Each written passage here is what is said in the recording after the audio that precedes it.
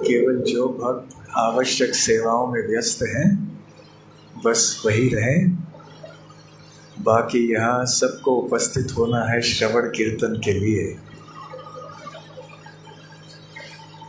हम यहाँ आए हैं श्रवण कीर्तन संग और प्रसाद के लिए भी। आज जो हमने भजन गाया आप सब ने अवश्य सुना है पहले भी। मायापुर में प्रतिदिन सुबह ये गाया जाता है।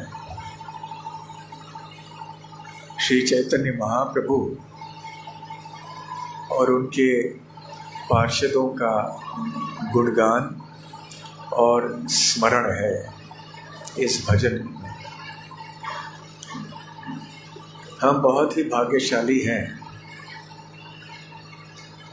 कि हमें श्री चैतन्य महाप्रभु के आंदोलन में शामिल होने का सौभाग्य प्राप्त हुआ है।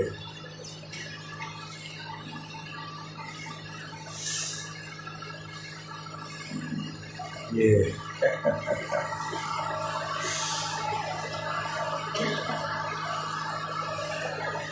अब कोई उपाय नहीं है।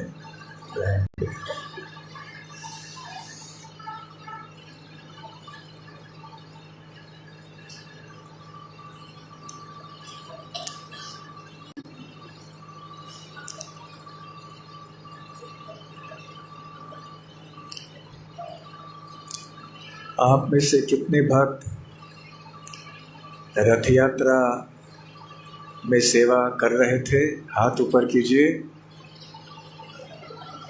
सभी लोग प्राय। आप में से सभी लोगों को, सभी भक्तों को रथ यात्रा का आनंद आया। तो रथ यात्रा का उद्देश्य क्या है? बहुत सारे उद्देश्य हैं, परंतु श्रील प्रभुपाद जी ने ये रथ यात्रा महोत्सव की स्थापना अंतर्राष्ट्रीय श्री कृष्ण भावनामृत संघ में इसलिए प्रारंभ किया कि वो चाहते थे कि दुनिया के लोगों को भक्तों का संग मिले, हरिनाम संकीर्तन के आंदोलन से वो सब जुड़ जाएं।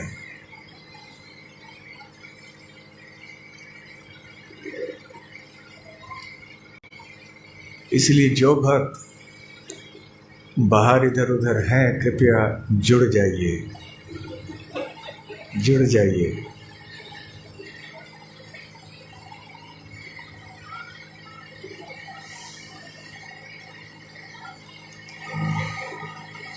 बहुत सी चीज़ें रथ यात्रा के महोत्सव से सीखने को मिलती हैं।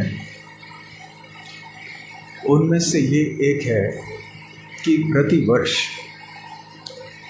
कम से कम मैं तो बहुत ही आश्चर्यचकित हो जाता हूँ इस महोत्सव के प्रभाव को देखकर। इतने लोग, इतने बड़ी संख्या में लोग आते हैं और ये उत्सव इनके हृदय को छू देता है। चाहे वो पंडाल के प्रवचन में हो, पंडाल के भजनों में हो, पंडाल के सांस्कृतिक कार्यक्रम जैसे नृत्य और नाट्य लीला में हो, चाहे प्रसाद वितरण में हो, चाहे जितने भी प्रदर्शनियां वहाँ पर थीं उनमें हो,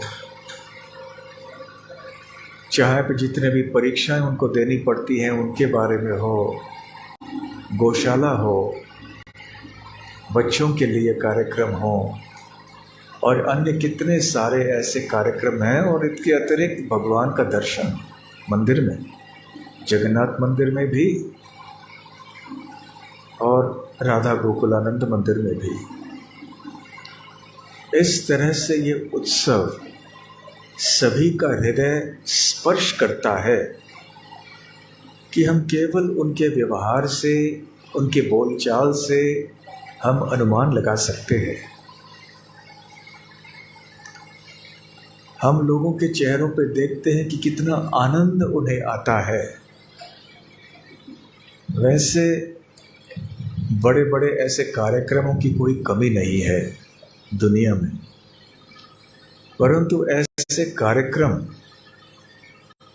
जिनमें भगवान केंद्र बिंदु होते हैं और इतनी बड़ी संख्या में भक्त इकट्ठे हो जाते हैं और इस तरह से श्रवण कीर्तन के कार्य करते हैं, ये बहुत ही विस्मित कराने वाली एक बात है। तरुण पीढ़ी भी मैं देखता हूँ हर बार, जो कि साधारणतः ऐसे धार्मिक कार्यक्रमों में नहीं आते हैं, वो भी यहाँ पर आ जाते हैं क्योंकि उनको लगता है ये भी एक मेला है, यात्रा है, यहाँ भी मज़ा है, आनंद है। और जब आते हैं तो उनका मन बदल जाता है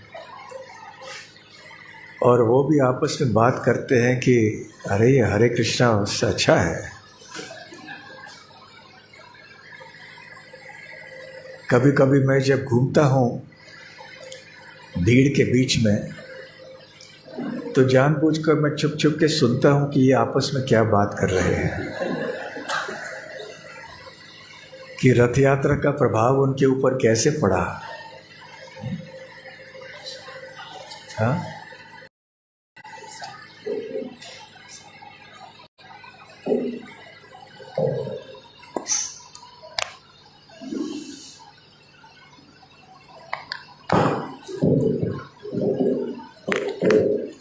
हरे कृष्णा हरे कृष्णा।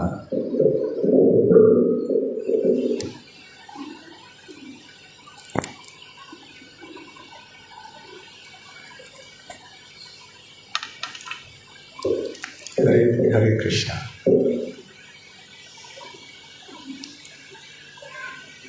इससे कहते हैं युक्त वैराग्य। आधुनिक उपकरण आदि इन सब का उपयोग हम भगवान की सेवा में कर सकते हैं, और बल्कि करना चाहिए। यही इनकी परिपूर्णता है। तो भक्ति सिद्धांत सरस्वती ठाकुर कहते थे कि ये तरह तरह के वैज्ञानिक वगैरह इन सब चीज़ों का आविष्कार करते हैं और भक्त लोग इन सारे आविष्कारों को लेकर भगवान की सेवा में प्रयोग करते हैं। तो खैर रथ यात्रा उत्सव की बात हो रही थी। कुछ एको सा आ रहा है ना, आप सुन रहे हैं? पीछे सुन रहे हैं? ठीक। प्रचार का यही अर्थ है और यही चैतन्य महाप्रभु के आंदोलन का उद्देश्य है कि कैसे कृष्ण भक्ति का रस हर एक व्यक्ति के हृदय में हम प्रवेश करवाएं, कैसे थोड़ी बहुत रुचि भगवान की भक्ति में उनको हम दिलाएं भक्तों के संग के द्वारा। और जब जो अतिथि लोग आते हैं, तो दर्शनार्थी आदि आते हैं रथ यात्रा के पंडाल आदि कार्यक्रम में, और वो देखते हैं कि कितने श्रद्धा से, कितने हृदय से सारे भक्त जो स्वयं सेवक हैं ऐसे मेहनत करते हैं, ऐसी सेवा करते हैं, तो वो और भी प्रभावित हो जाते हैं। इसलिए वास्तव में बहुत चमत्कार का उत्सव है। प्रभुपाद जी कितने बुद्धिमान थे कि तरह तरह के उपायों से उन्होंने संसार के लोगों को भगवान कृष्ण की भक्ति की ओर आकृष्ट करने की योजनाएं बनाई। और ये सबसे दक्ष प्रचारक की एक पहचान है। प्रभुपाद जी स्वयं अपने तात्पर्यों में कहते हैं कि अच्छा प्रचारक वो होता है जो जानता है कि देश काल पात्र के अनुसार विविध प्रकार से कैसे लोगों को भगवान की ओर आकृष्ट किया जाए। और चैतन्य महाप्रभु के आंदोलन का सार है हरिनाम संकीर्तन, कृष्ण कथा, कृष्ण नाम, कृष्ण सेवा। भगवान श्री कृष्ण चैतन्य महाप्रभु के रूप में आए हैं हम सबको सिखलाने के लिए कि भगवान की भक्ति हमें क्यों करनी चाहिए और कैसे करनी चाहिए और इसका लाभ या इसका प्रयोजन क्या होता है। अब मैं श्री चैतन्य चरितामृत इस ग्रंथ से एक प्रसंग की चर्चा करना चाहता हूँ। जैसे कि हमने कहा अभी, श्री चैतन्य महाप्रभु स्वयं श्री कृष्ण हैं और वो हम सबको दिखलाने आए हैं कि भक्ति कैसे करनी चाहिए।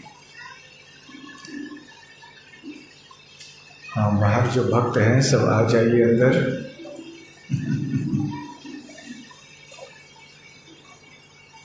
आ जाइए, उनको बुलाइए सब।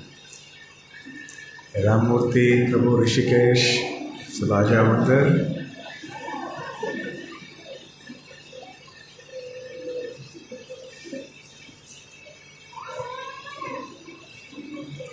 हमारे आंखों के सामने है तो कैसे नहीं देख सकते हैं, या तो इस तरह से छुपो कि हमको दिखाई नहीं पड़े। आंखों के सामने से जाओगे तो हम तो बुलाने ही वाले हैं, नाम लेके बुला रहे।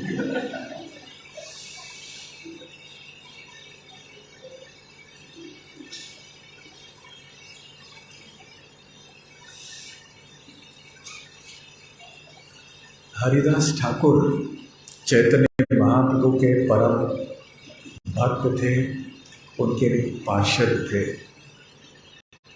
उनका जन्म एक यवन परिवार में होने के बाद भी स्वाभाविक रूप से श्री हरिदास ठाकुर के हृदय में भगवान कृष्ण के प्रति और विशेष रूप से भगवान कृष्ण के दिव्य नामों के प्रति तीव्र श्रद्धा थी। और इतनी श्रद्धा थी और वो इतने नाम रोज लिया करते थे कि चैतन्य महाप्रभु ने उनको नामाचार्य की पदवी प्रदान कर ली। तो देखिए, इस भक्ति के आंदोलन में कोई बाधा नहीं है, कोई भेद नहीं है कि कौन किसने किस परिवार में जन्म लिया है, कौन किस देश का है, कौन सी भाषा बोलता है, कौन गरीब है, कौन अमीर है। इन सब चीज़ों का कोई विचार नहीं है। और हरिदास ठाकुर एक जीते जागते प्रमाण हैं महाप्रभु के आंदोलन के इस सिद्धांत का।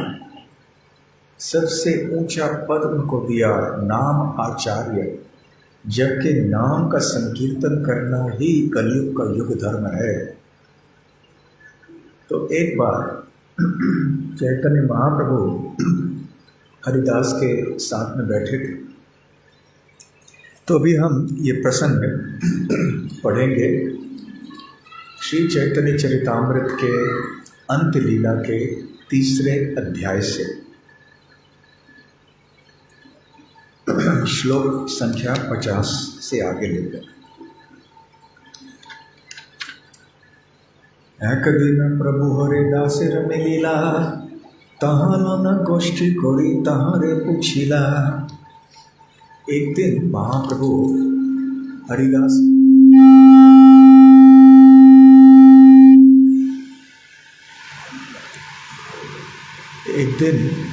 हरिदास ठाकुर से श्री चैतन्य महाप्रभु मिले और उन्होंने उनसे गोष्ठी की। गोष्ठी अर्थात चर्चा।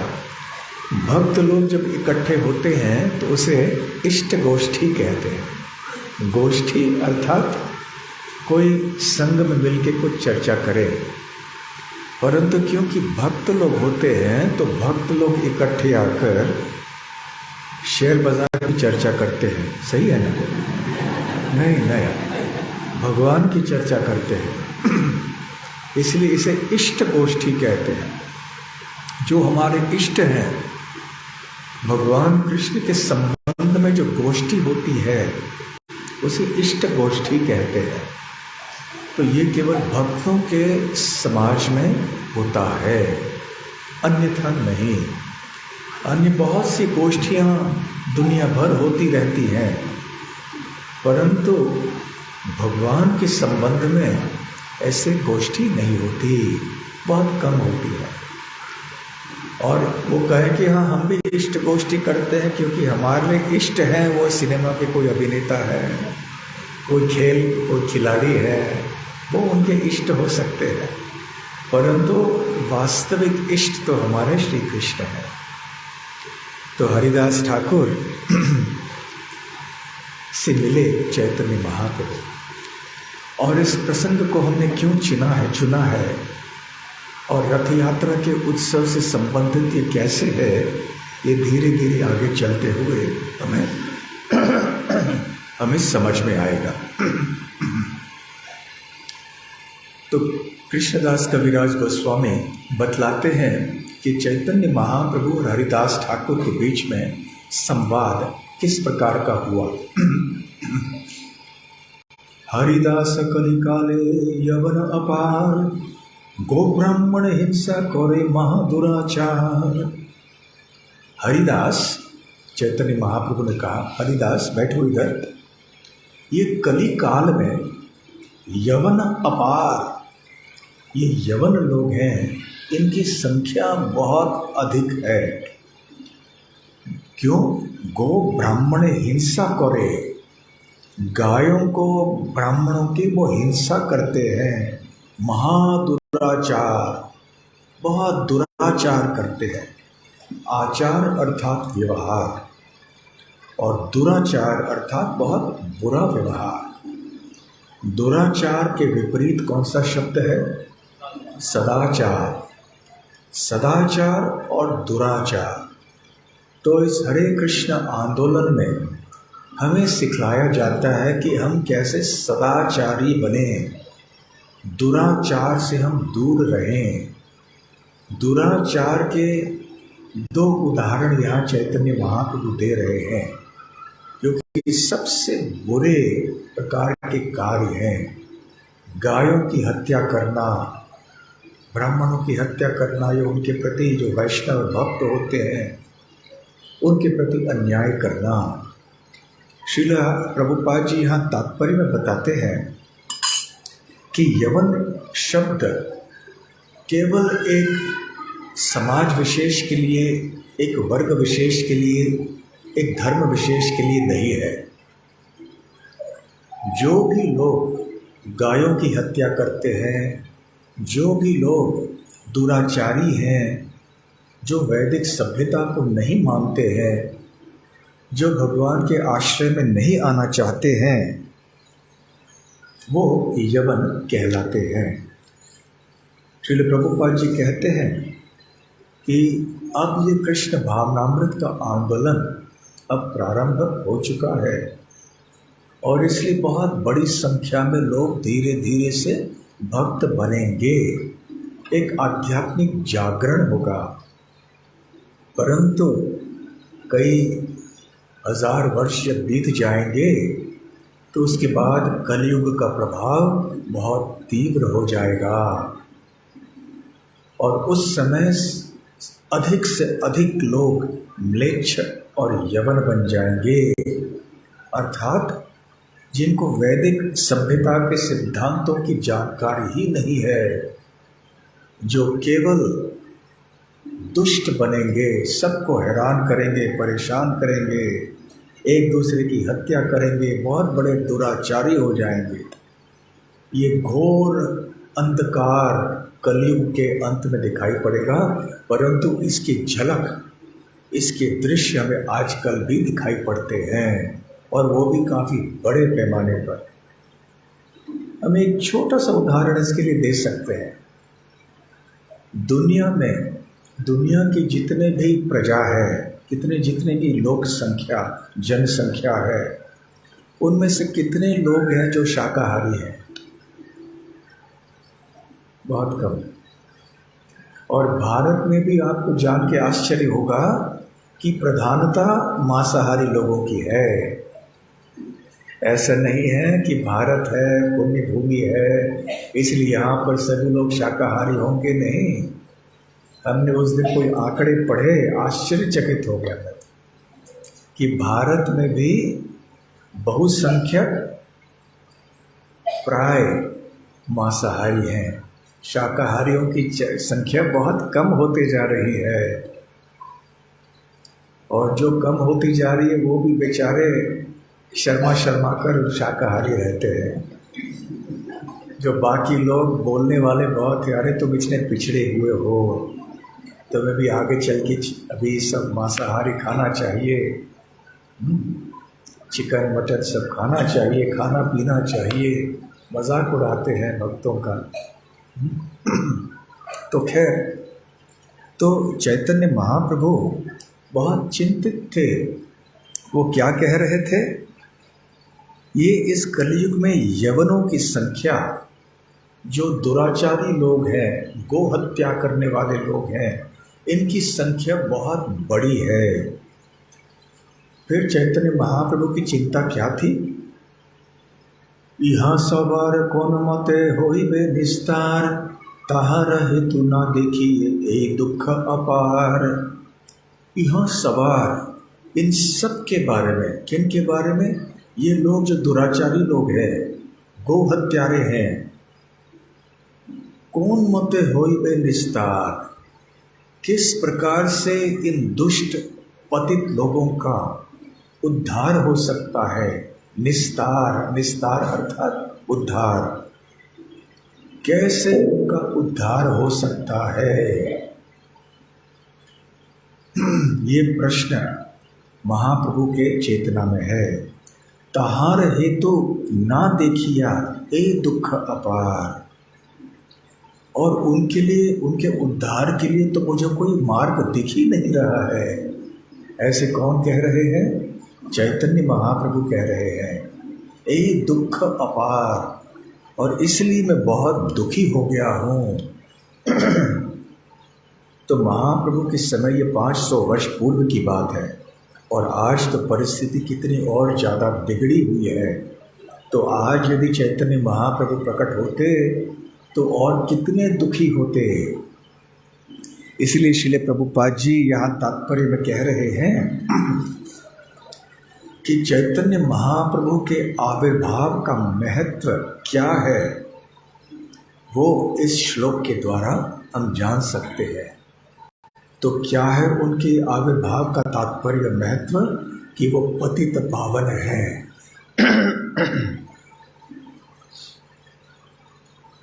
पतित पावन है तू तब अवतार। अभी हमने भजन गाया ना, तो नरोत्तम दास ठाकुर चैतन्य महाप्रभु का संबोधन करते हुए कहते हैं कि वास्तव में आप पतितों के पावन करने वाले अवतार हैं। आपका अवतार इसलिए हुआ है ताकि पतित से पतित लोग, दुष्ट से दुष्ट लोग, दुराचारी से दुराचारी लोगों का उद्धार आप कर पाएंगे। ये आपके अवतार की विशेषता है।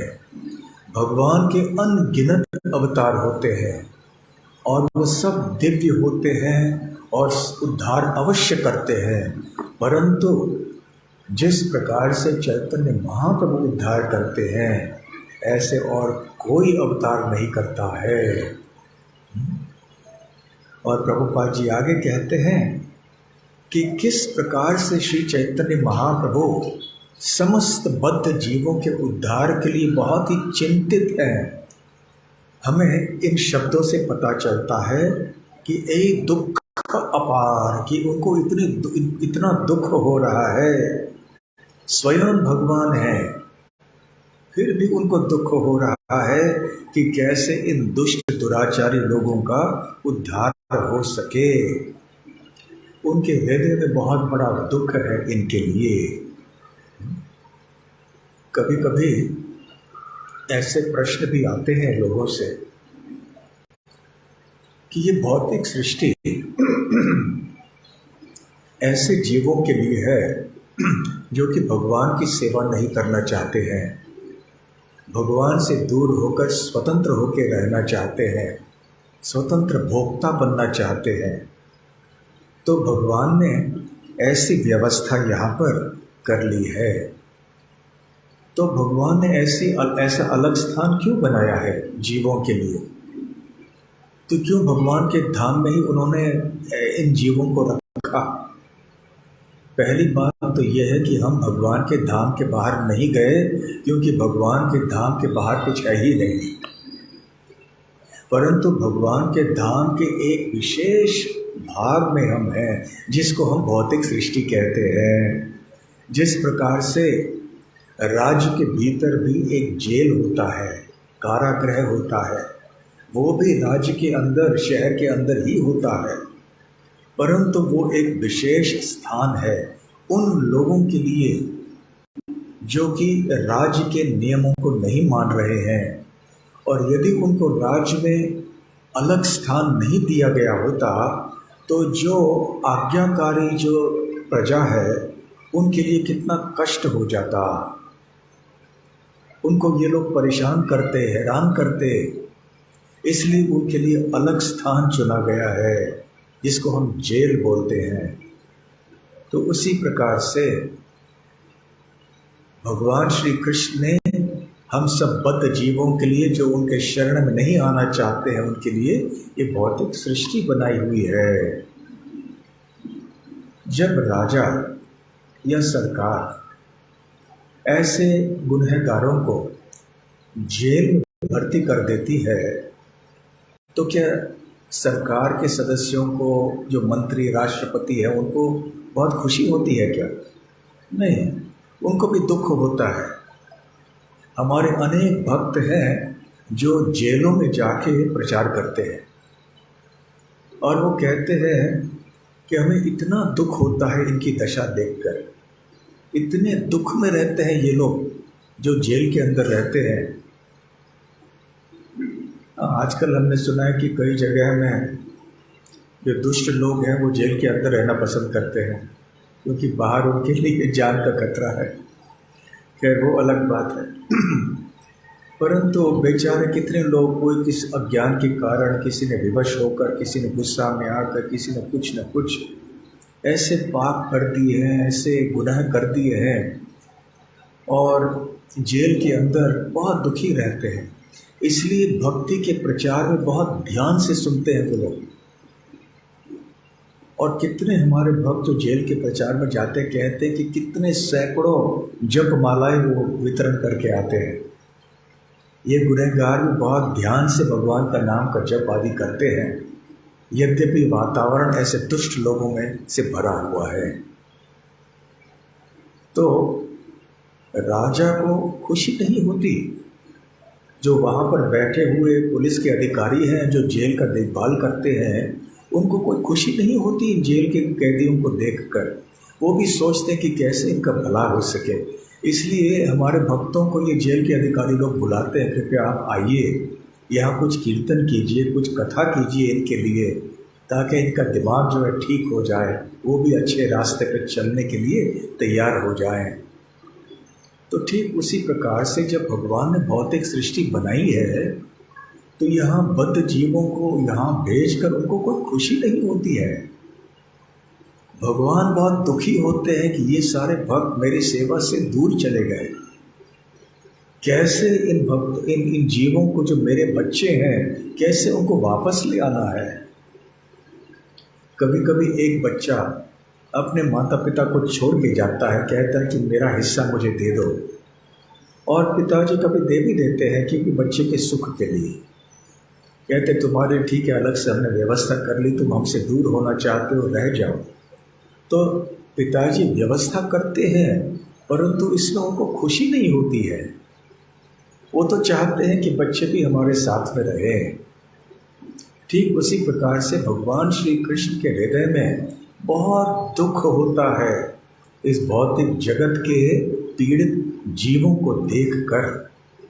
वो सोचते हैं कैसे उद्धार किया जाना चाहिए, और सबसे कोमल हृदय वाले भगवान के रूप हैं श्री चैतन्य महाप्रभु।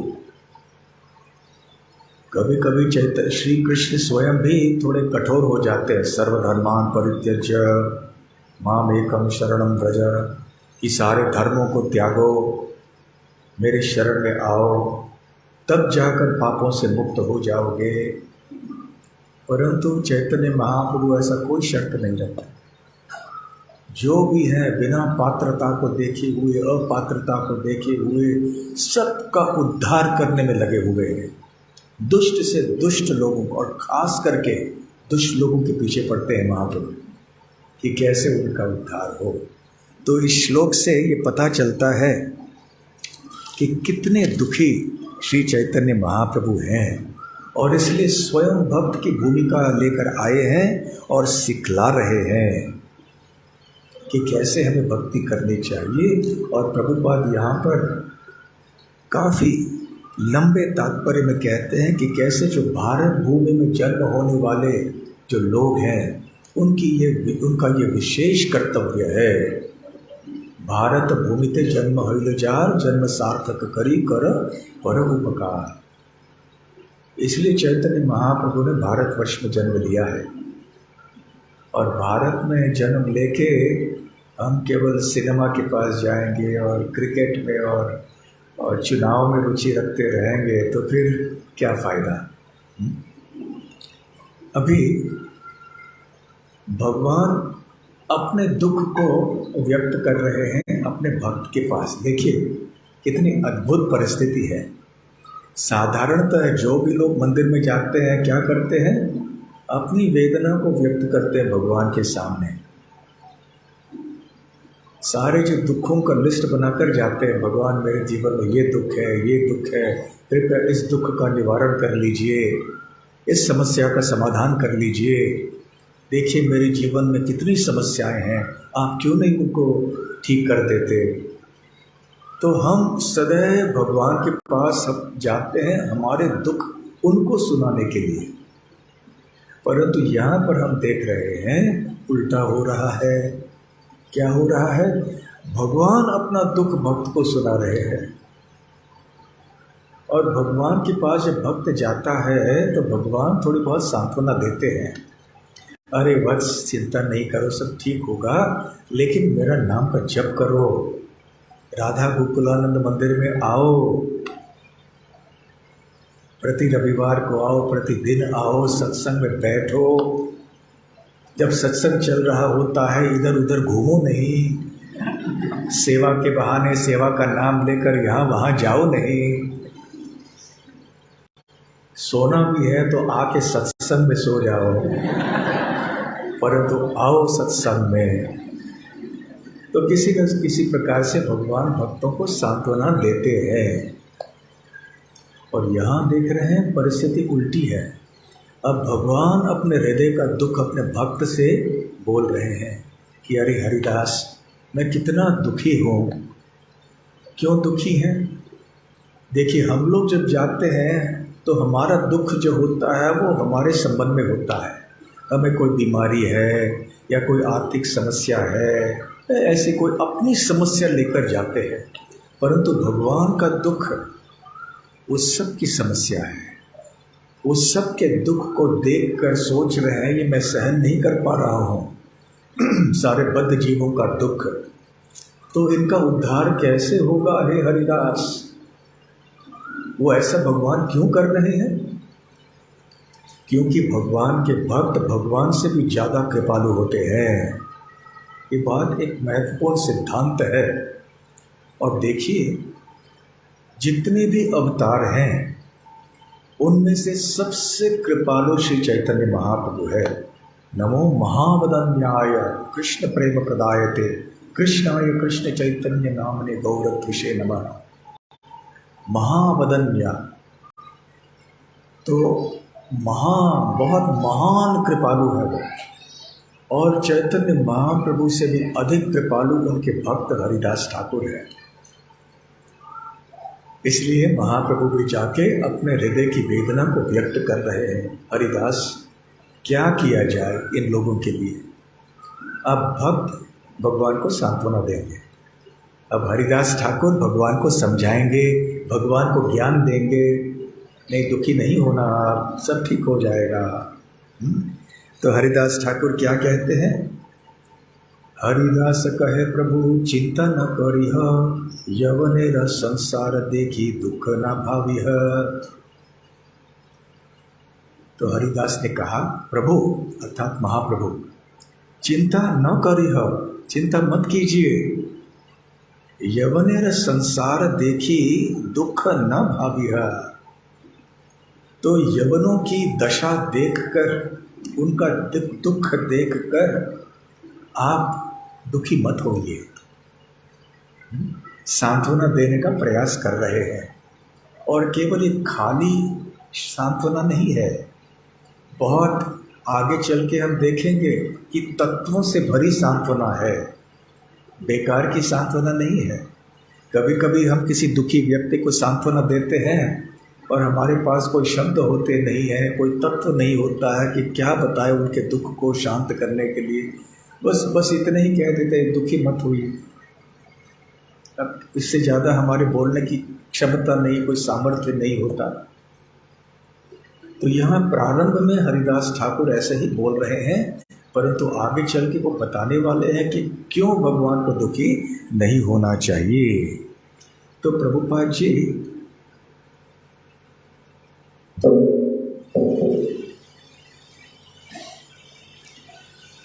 जी यहाँ तात्पर्य कहते हैं कि हरिदास ठाकुर की ये जो शब्द हैं ये बिल्कुल योग्य है एक ऐसे व्यक्ति के लिए जिसने कि अपना सर्वस्व भगवान श्री कृष्ण की सेवा के लिए समर्पित किया है।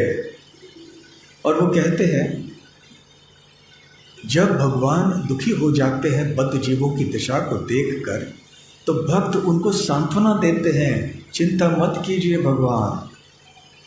और प्रभुपाद कहते हैं, ये है सेवा। तो सेवा क्या है? भगवान को सांत्वना देना। तो राधा गोकुलानंद मंदिर में जाके कहे, भगवान दुखी मत होना, अब शांत रहना, कृपया दुखी नहीं होना। क्योंकि गोकुलानंद राधा रानी दुखी हैं, जगन्नाथ दुखी हैं। तो प्रभुपाद जी कहते हैं, इसको सेवा कहते हैं। जब हम जाके भगवान को सांत्वना दें, आप दुखी मत होइए। और फिर आगे प्रभुपाद जी कहते हैं, हमें श्री चैतन्य महाप्रभु के उद्देश्य को स्वीकार कर लेना चाहिए और उनको चिंता से मुक्त करने के लिए प्रयास करना चाहिए। ये अच्छे भक्त होते हैं। अच्छे भक्त वो नहीं होते जो भगवान की चिंता को बढ़ाते हैं।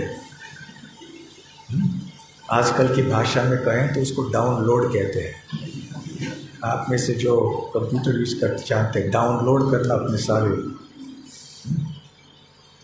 बल्कि अपलोड करने के लिए जब भगवान आप चिंता मत कीजिए। फिर प्रभुपाद जी कहते हैं कि इस प्रकार से भगवान को चिंता मुक्त करने का प्रयास ही वास्तविक सेवा है। और जो इस प्रकार से चैतन्य महाप्रभु की चिंता को कम करने का प्रयास करता है, वो वास्तव में उनका सबसे प्रिय और गोपनीय भक्त है। और ऐसे भक्त की निंदा करना ये बहुत बड़ा अपराध हो जाता है। ठीक है, तो ये अभी कौन सा महत्वपूर्ण सिद्धांत हम अभी सीखे हैं आज अब तक इस संवाद में? हमें क्या करना चाहिए, क्या नहीं करना चाहिए? हाँ, जब दुख होता है तो भगवान के पास नहीं जाएंगे तो और किसके पास जाएंगे? ठीक है, परंतु सच्ची सेवा क्या है कि भगवान की चिंता को कम करें। भगवान की चिंता क्या है कि हम क्रिकेट मैच हार गए, सबके दुख को देखते हैं, लोगों की बद्ध जीवों को दुख को देखकर उनकी चिंता होती है। उन्हें जाकर हम कहें भगवान आप चिंता मत कीजिए, आपके आंदोलन को हमने भी स्वीकार किया है और हम भी आपके आंदोलन को बढ़ाने का पूरी तरह से प्रयास करेंगे, जिससे कि अनेक बद्ध जीव आपसे जुड़ जाएंगे और जब वो आपकी भक्ति में लग जाएंगे तो उनके भौतिक संसार का जो समय है वो खत्म हो जाएगा और आप सुखी हो जाएंगे। तो ये है सच्चे भक्त। फिर आगे चल के अब हरिदास ठाकुर बताने वाले हैं कि वो क्यों इस प्रकार से कह रहे हैं, उनके सांत्वना देने के पीछे कौन से सिद्धांत हैं, कौन से तत्व हैं, दार्शनिक तत्व हैं। वो कहते हैं, अभी थोड़ा पीना चाहिए किसी 5-10 मिनट, कुछ शरबत है ना, कुछ अभी दें शरबत सबको, बाद में मुझे बताया गया था बीच में सबको शरबत दिया जाएगा, लेकिन जो बैठे हैं उनको ही।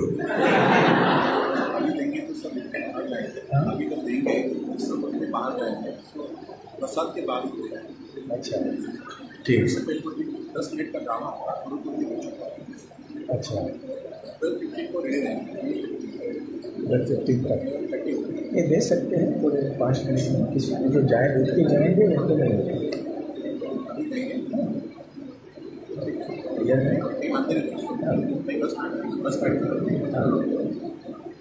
तो ठीक है। अभी थोड़ी देर में आप सबको शरबत मिलेगा, लेकिन एक शर्त पे, कबूल है? चिंता बढ़ाना नहीं है आप जहाँ बैठे हैं वहीं बैठ के आपको शरबत लेना, बाहर नहीं जाना है, ठीक है? कबूल है? तैयार? ठीक है।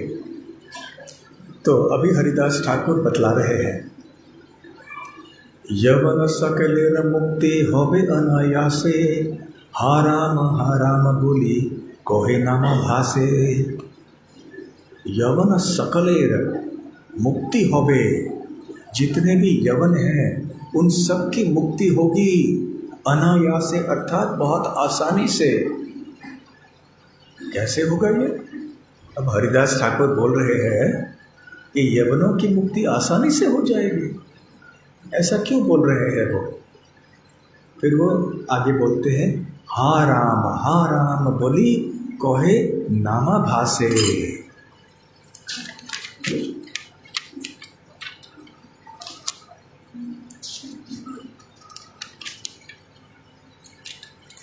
अभी आप जानते हो ये अच्छा शब्द नहीं है, परंतु क्या करेंगे, आया है तो बात करना चाहिए। हराम शब्द सुना है आपने? हराम का क्या मतलब है?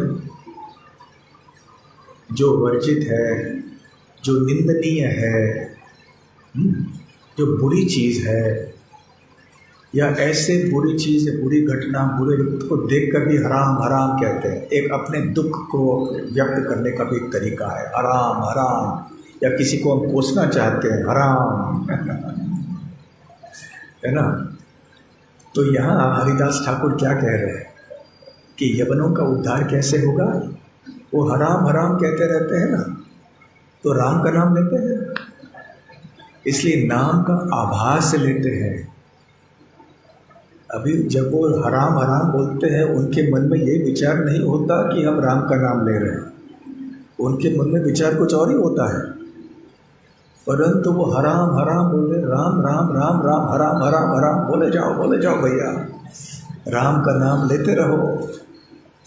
ये नाम का आभास है, शुद्ध नाम तो नहीं है, शुद्ध नाम का आभास है, क्योंकि व्यक्ति शुद्ध रूप से जानकर भगवान का नाम का उच्चारण नहीं कर रहा है, परंतु अपराधों से भी युक्त होकर नहीं कर रहा है, उसे पता ही नहीं है, अनजाने में वो भगवान का नाम ले रहा है,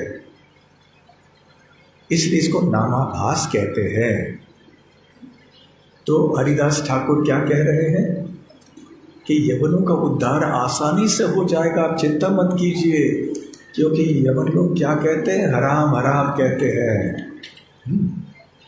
इसलिए नामाभास लेते हैं। और आगे इस विषय को वो आगे बढ़ाएंगे और इसकी व्याख्या कर रहे हैं थोड़े संक्षेप में। वो कहते हैं, महाप्रेमे भक्त कहे हा राम यवनेर भाग्य देखो लोई सही नाम।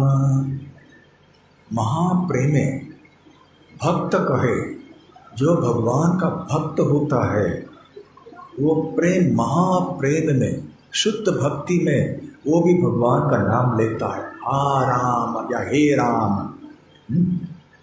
हे राम या हा राम, हे कृष्ण करुणा सिंधु, है ना, दीन बंधो जगतपते। तो ये भी एक संबोधन है, हा भी एक संबोधन है। हे कृष्ण, हे राम, हे करुणा सिंधु। तो ऐसे जो भक्त होते हैं जिनके हृदय में महाप्रेम होता है भगवान के प्रति, तो वो क्या कहते हैं, हा राम या हे राम। और यही शब्द जो है, यवनेर भाग्य देखो लॉय सही नाम। अब यवनों का भाग्य देखिए, वो भी वही नाम लेते हैं, वो भी हा राम कहते हैं। उद्देश्य दोनों का बिल्कुल अलग होता है, भिन्न होता है, फिर भी यवनों को लाभ मिलता है, क्योंकि वो वही नाम को पुकार रहे हैं जो कि महाभागवत भक्त भी अपने प्रेम से भरे हुए हृदय से वो पुकार रहे हैं, हे राम। तो कितनी बड़ी बात है। प्रभुपाद जी बहुत सुंदर तात्पर्य में लिखते हैं कि ऐसे क्यों होना चाहिए। अभी हम में से हमारे मन में ये प्रश्न उत्पन्न होगा कि जब कोई व्यक्ति जानता ही नहीं है या इस दृष्टि से नहीं हराम कह रहा है कि ये राम का नाम है, तो इसकी तुलना हम शुद्ध भक्त के साथ कैसे कर सकते हैं। हाँ, पूरी तरह से तुलना तो नहीं है, फिर भी एक समानता बताई गई है। क्यों? क्योंकि राम का नाम का उच्चारण हुआ, तो ये हराम कह के फायदा इस व्यक्ति को क्यों हो रहा है। प्रभुपाद जी बताते हैं कि जब एक आग होता है, जब हम आग को स्पर्श करते हैं, चाहे कोई बच्चा उस आग का स्पर्श करे या कोई बूढ़ा व्यक्ति करे, दोनों की उंगली जल जाएगी। अग्नि ये भेद नहीं करेगी कि अरे ये तो बेचारा बच्चा है, इसको क्यों जलाना चाहिए। नहीं, ये प्रकृति का नियम है, जो भी आग को स्पर्श करेगा उसका शरीर जल जाएगा। ठीक उसी प्रकार से भगवान का नाम, चाहे वो राम हो, कृष्ण हो, ये दिव्य है, ये दिव्य प्रकृति का नियम है कि जो भी भगवान के इस दिव्य नाम का स्पर्श करेगा उसको लाभ होकर ही रहेगा। जैसे एक आग किसी भी व्यक्ति को जलाएगा, चाहे बच्चा हो, बूढ़ा हो, उसी तरह से भगवान का नाम इतना पावन है, इतना शक्तिशाली है कि जो भी व्यक्ति भगवान के नाम के संपर्क में आएगा उसका भला होगा। तो प्रभुपाद जी कहते हैं कि इसलिए जब राम शब्दों का उच्चारण किया जाता है वो कार्य करेगा, यद्यपि वो राम भगवान को मन में रखते हुए नहीं बोला गया है। तो चाहे हम इस बात को जाने या न जाने, ये राम का नाम, कृष्ण का नाम अपना कार्य करेगा। तैयार है? तैयार? तो ठीक है, अभी राम का नाम लेकर अभी आप शरबत पीजिए, जहाँ बैठे हैं वहीं बैठना है। ये प्रसाद है, कृष्ण प्रसाद, ठीक है। क्लास कंटिन्यू करेंगे इसके बाद। 12:15 तक क्लास कर सकते हाँ, हैं, ड्रामा रहेगा कल। चलेगा चलो, तो बांटना शुरू कर दीजिए।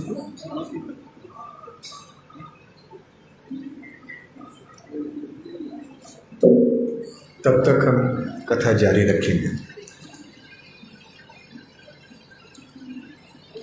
यद्यपि अन्य संकेते अन्य होय नामाभास, तथापि नामे तेज ना होय विनाश। तो हरिदास ठाकुर जो कि नाम आचार्य हैं, अधिकारी व्यक्ति है हरि नाम के ऊपर बोलने के लिए, तो वो क्या कहते हैं, जब नामाभास करते हैं, जब भगवान का नाम लेते हैं परंतु हमारा संकेत किसी और को होता है, फिर भी नाम का जो तेज है, नाम का जो प्रभाव है वो विनष्ट नहीं होता है। तो क्योंकि मैंने भगवान का नाम लिया न जानते हुए कि मैं भगवान का नाम ले रहा हूँ, इसमें भगवान के नाम की शक्ति कम नहीं होगी। ये महत्वपूर्ण बात यहाँ पर कह रहे हैं। ठीक है, यहाँ पर अब रुकेंगे। आप सब प्रसाद पाइए, और ये जो बोतल कहाँ रखने हैं आप यहाँ वहाँ जाके फेंकिए मत, सूचना कर लीजिए आप।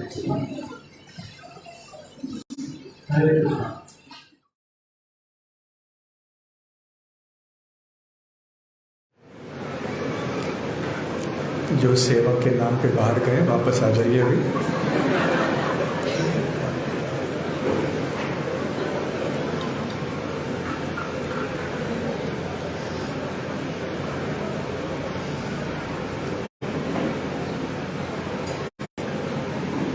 हरे कृष्णा।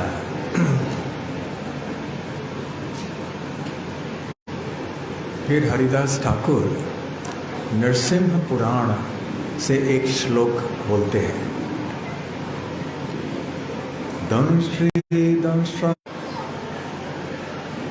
एक म्लेच्छ व्यक्ति था और उसके ऊपर एक ऐसे दंष्ट्री प्राणी जो सुअर होता है जिसके वो दांत होते हैं, इस प्रकार से उसने आक्रमण किया उस म्लेच्छ के ऊपर और उसको मार डाला। और उस समय हा राम इति पुनः पुनः, तो वो व्यक्ति उक्त्वा अपि, वो व्यक्ति जब उसके ऊपर प्रहार हो रहा था उस जानवर के द्वारा, उसके दंशों से, और मरते समय जब उसके ऊपर प्रहार हो रहा था वो हराम हराम हराम बोल रहा था, अर्थात वो उस सुअर को गाली दे रहा था। राम का नाम नहीं ले रहा था, सुअर को गाली दे रहा था, हराम हराम हराम हराम, यहाँ वो आक्रमण कर रहा था। अपि मुक्तिम आपनोति, उसको मुक्ति मिल गई क्योंकि मृत्यु के समय उसने राम का नाम लिया, हा राम हा राम हा राम कह के। फिर किम पुनः श्रद्धया गृणन, गृणन अर्थात जो स्वीकार करते हैं, जो उच्चारण करते हैं, तो किम पुनः श्रद्धया, तो जब एक ऐसे म्लेच्छ व्यक्ति के साथ ऐसे हुआ कि हा राम कह के उसे मुक्ति प्राप्त हो गई, जबकि उसका उद्देश्य राम का संबोधन करना नहीं था, फिर भी ऐसे उसके साथ हो गया, तो फिर जो श्रद्धा से भक्ति से भगवान राम का नाम लेते हैं तो उनके बारे में तो क्या कहना। इसे कैमुत्य न्याय कहते हैं। किम उतर, इसके साथ इतना तो उसके साथ कितना। बिना श्रद्धा के, बिना जानकारी के, एक बहुत ही क्रोध के भाव में, दुख के भाव में कोई ऐसे अनजाने में राम का नाम लेता है, उसे इतना लाभ हो रहा है, तो फिर जो प्रेम से भगवान का नाम लेता है उसको कितना और लाभ मिलेगा। उसे भगवान का प्रेम मिल जाता है। तो प्रभुपाद जी यहाँ तात्पर्य में कहते हैं कि नरसिंह पुराण का एक उदाहरण है, एक जो घटना है। और एक मांस खाने वाला व्यक्ति, एक मांसाहारी व्यक्ति की मृत्यु हुई थी और उस समय उसने हराम कह के मुक्ति की अवस्था को प्राप्त की थी। तो श्रील प्रभुपाद जी यहाँ कहते हैं कि पौराणिक काल में भी म्लेच्छ यवन आदि हुए होंगे, इसलिए तो ऐसे म्लेच्छ व्यक्ति का वर्णन हमें मिल रहा है यहाँ पर। तो साधारणतः हराम का मतलब है जो बहुत निंदित है, जघन्य वस्तु, बिल्कुल गंदा वस्तु है वो, तो ऐसे हराम कहते हैं। परंतु देखिए इस म्लेच्छ को कितना लाभ मिल गया। फिर आगे हरिदास ठाकुर कहते हैं, अजामिल पुत्र बोलाए बोली नारायण, विष्णुदूत आशी छाड़ाए ताहारा बंधन। अब अजामिल का उदाहरण देंगे हरिदास ठाकुर। अजामिल की कथा तो हम सब सुन चुके हैं। आप में से कितने भक्तों ने अजामिल की कथा नहीं सुनी है अभी तक, जिनको पता नहीं है कि अजामिल कौन है? हाथ ऊपर कीजिए। अनेक हैं, थोड़े बहुत हैं। तो संक्षेप में ये बताया जाए कि अजामिल एक ब्राह्मण थे, एक पुण्यवान व्यक्ति थे, धर्मपरायण व्यक्ति थे, परंतु तरुण अवस्था में वो पथभ्रष्ट हो गए। एक वेश्या से आसक्ति होने के कारण उन्होंने अपने पत्नी को, अपने परिवार को आदि सब छोड़ दिया और छोड़कर वो उस वेश्या के साथ रहने लगे और बहुत सारे अन्य पाप भी करने लगे। तो अंत में जब बहुत साल बीत गए थे और अजामिल वृद्ध हो चुके थे, लगभग 80 वर्ष के हो गए थे, और उसके पहले ही उनका एक छोटा पुत्र हुआ था। और क्योंकि अजामिल के अच्छे संस्कार पहले के थे तो उनके मन में ये विचार आया कि मेरे बच्चे का नाम नारायण रखूं और कोई दूसरा नाम नहीं रखूं। तो उन्होंने नारायण का नाम रखा।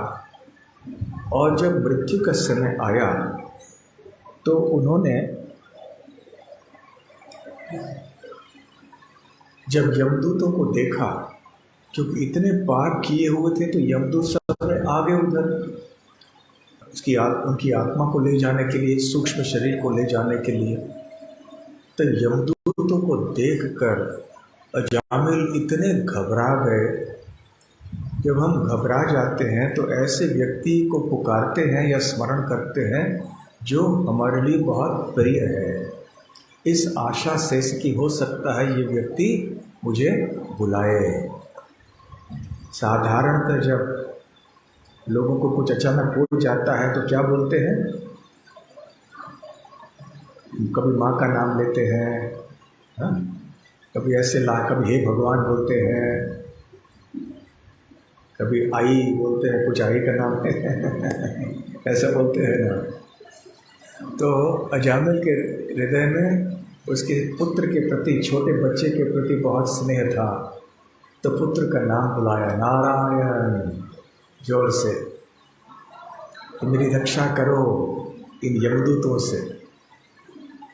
तो उस समय क्योंकि निस्सहाय भाव से नारायण का नाम का उच्चारण किया था, यदि संकेत वो नहीं था, उद्देश्य वो नहीं था कि वो नारायण को बुलाए, वो अपने पुत्र का स्मरण कर रहे थे, फिर भी नारायण का नाम तो नारायण का नाम है।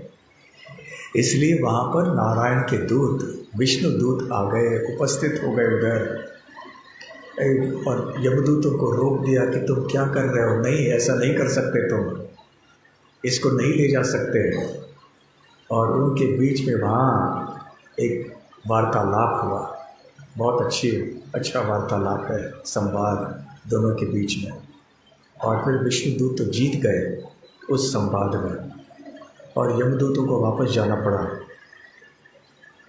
और वो गए यमराज के पास, एन रे क्या हो गया, हमने आज तक किसी ने हमें रोका नहीं, अब ये कौन रोकने वाले आ गए हमको। फिर यमराज ने उन सबको सुनाया कि जिसके मुख से भगवान का नाम निकलता है ऐसे व्यक्ति के पास तुम्हें नहीं जाना है, वर्जित है तुम्हें जाना। तो खैर ऐसे अजामिल की का उल्लेख करते हुए हरिदास ठाकुर कहते हैं, अजामिल पुत्र बोलाए बोली नारायण। अजामिल ने अपने पुत्र को बुलाया और नारायण का नाम लिया। विष्णुदूत आशीष छाड़ाए तहार बंधन।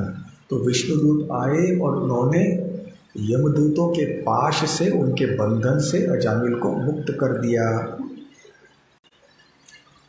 फिर आगे हरिदास कहते हैं, राम दुई अक्षर इहा नह व्यवहित, प्रेम वाची हा शब्द ताहाते भूषित। ये राम जो शब्द है इसके दो अक्षर हैं, रा और म, और ये अलग नहीं है, इनको जोड़ा गया है, राम राम। और ये सुशोभित हैं, भूषित हुए हैं, किससे? हा शब्द से। हा अर्थात हे।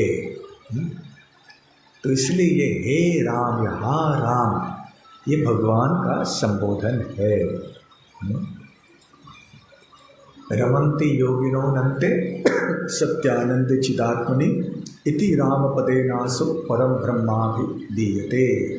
ऐसे श्लोक हैं पुराणों में कि जो योगी जन होते हैं वो रमण करते हैं, रमन्ते योगिनः बहुवचन।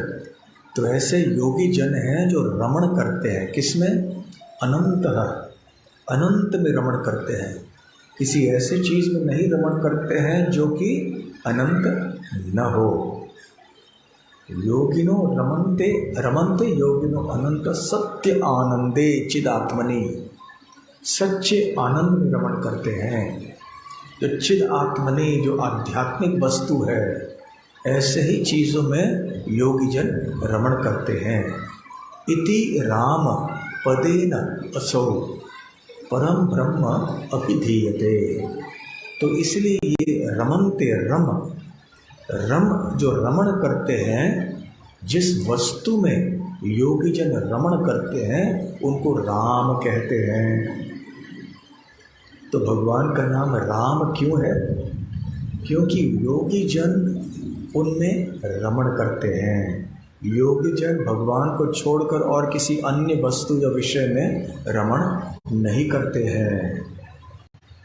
इसलिए राम शब्द की उत्पत्ति ऐसे हुई, रम धातु से, रमण। तो फिर आगे हरिदास ठाकुर कहते हैं, नामेर अक्षर सबे यही तो स्वभाव, व्यवहिता होइले ना छाड़े आपन प्रभाव। नामेर अक्षर सबेर यही तो स्वभाव।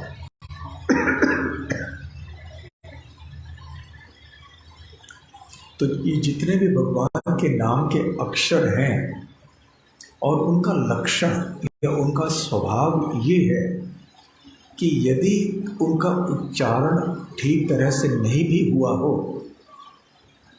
तो फिर भी उसकी शक्ति जो है वो घटती नहीं है। व्यवहिता होइले, व्यवहिता अर्थात जो इस तरह से उच्चारण किया गया है जो कि ठीक नहीं है, गलत ढंग से। ना छाड़े आपना प्रभाव, इसका मतलब ये नहीं है कि हरिनाम का प्रभाव कम हो जाता है क्योंकि इसको गलत ढंग से किसी ने उच्चारण कर लिया है। और वैसे भी भगवान भावग्राही जनार्दन है। हम देखते हैं कि हमारे संस्थान में भी देश विदेश के भक्त होते हैं और जिस देश में वो बड़े हुए हैं उनकी संस्कृति, उनकी भाषा के अनुसार कभी कभी वो कई अक्षर नहीं बोलते हैं। जैसे कि र, चीनी भाषा में र ही नहीं है। र जैसे हम र बोलते हैं ना, र नहीं है उनके। कृष्ण बोलो, कृष्ण, क्योंकि उन्होंने र कभी सुना नहीं, तो कृष्ण कृष्ण बोलते हैं। उसी प्रकार से और कोई देश है जिसमें ज नहीं है, वो य बोलते हैं। तो ऐसे अक्षरों में अंतर होता है, परंतु ऐसे कभी कृष्णा बोलते हैं, कभी कृष्ण बोलते हैं, अलग अलग नाम से बोलते हैं। तो फिर भी भगवान भावग्राही जनार्दन होने के कारण उनके भाव को स्वीकार करते हैं, क्योंकि वो भक्ति से बोल रहे हैं। हम पहले भी कह चुके हैं कि ऋषिकेश में, मुझे याद है कई वर्ष पहले, तो वहाँ के स्थानिक लोग थे, हमारे भक्तों के खिलाफ बड़ा विद्रोह करके आए थे। वो शिकायत करके आए थे जिलाधिकारी तक कि ये लोग हमारी संस्कृति खराब कर रहे हैं। तो भक्त लोग कहे, भाई हम कहाँ से संस्कृति खराब कर रहे हैं? तो बोला, हमारे कृष्ण भगवान को आपने कृष्णा बना दिया। ये कृष्ण, क्योंकि उत्तर भारत में, पंजाब में उसको कृष्ण बोलते हैं, कृष्ण या किशन, किशन या कृष्ण बोलते हैं, तो आपने ये कृष्णा बना दिया। तो अलग अलग उच्चारण की पद्धतियाँ होती है। तो खैर, परंतु भगवान तो इन सबको स्वीकार कर लेते हैं। और जब यदि गलत ढंग से उसमें भेद भी हुआ हो, तो भगवान के नाम की शक्ति का घटन नहीं होता है। श्रील प्रभुपाद जी तात्पर्य में कहते हैं कि व्यवहिता, जो गलत ढंग से उच्चारण करने की बात है, ये कोई भौतिक उच्चारण की बात नहीं है। यदि कोई व्यक्ति इंद्र तृप्ति के लिए भगवान के नाम का उच्चारण करता है, तो फिर वो केवल उसके रास्ते में एक अड़चन बन जाएगा, बाधक बन जाएगा। परंतु जो व्यक्ति हृदय से भगवान की भक्ति करना चाहता है, ऐसे शुद्ध हृदय से यदि उसके उच्चारण में कोई गलतियाँ, त्रुटियाँ इधर उधर हो भी जाए, तो नाम पूरी तरह से प्रभावशाली रहेगा। और फिर आगे यहाँ कई उदाहरण देते हैं हरिदास ठाकुर पद्म पुराण के एक श्लोक से। वो कहते हैं कि यदि कोई भक्त एक बार भी भगवान का नाम लेता है, यदि या तो फिर उसके कानों में भगवान का नाम प्रवेश करता है, तो अवश्य ये नाम उसका उद्धार कर देगा भौतिक बंधन से, चाहे शुद्धम व अशुद्ध वर्णम। हमने चाहे सही ढंग से उच्चारण किया हो या गलत ढंग से उच्चारण किया हो, परंतु अवश्य, चाहे हमारे व्याकरण की दृष्टि से ठीक न हो, उच्चारण की दृष्टि से ठीक न हो, चाहे उन अक्षरों को सही तरह से जोड़ा भी हुआ हो या नहीं, क्योंकि हम भगवान का नाम ले रहे हैं, भगवान का नाम का प्रभाव रहेगा। परंतु यदि हमने भगवान का नाम का उच्चारण केवल इस भौतिक शरीर के लिए किया, भौतिक धन के लिए किया, भोग के लिए किया, अनुयायियों के लिए किया, और लोभ और नास्तिकता के प्रभाव में आकर किया, तो फिर ये बहुत बड़ा अपराध हो जाता है। श्रील प्रभुपाद जी तात्पर्य में कहते हैं कि यदि ये दो अक्षर जो है भगवान के नाम के, उनके बीच में दूसरा कोई अक्षर भी आ जाए और वो पूरा शब्द बोल ले, तो उसको भगवान के नाम लेने का लाभ मिल जाएगा। जैसे यह उदाहरण दिया हुआ है, हलम रिक्तम, दो शब्द हैं, हलम और रिक्तम। तो हलम का पहला अक्षर कौन सा है? हा। और रिक्तम का पहला अक्षर कौन सा है? री। तो ह और री के बीच में क्या है? लम। ह लम। फिर भी उसे हरि का उच्चारण करने का लाभ मिलेगा। हलम रिक्तम, उसके मन में भी, स्वप्न में भी उसने नहीं सोचा कि मैं हरि का नाम ले रहा हूँ, परंतु वो हलम रिक्तम कहेगा, हरि हरि हरि हरि कहने का लाभ मिलेगा। ठीक उसी प्रकार से राज महिषी, महिषी अर्थात रानी,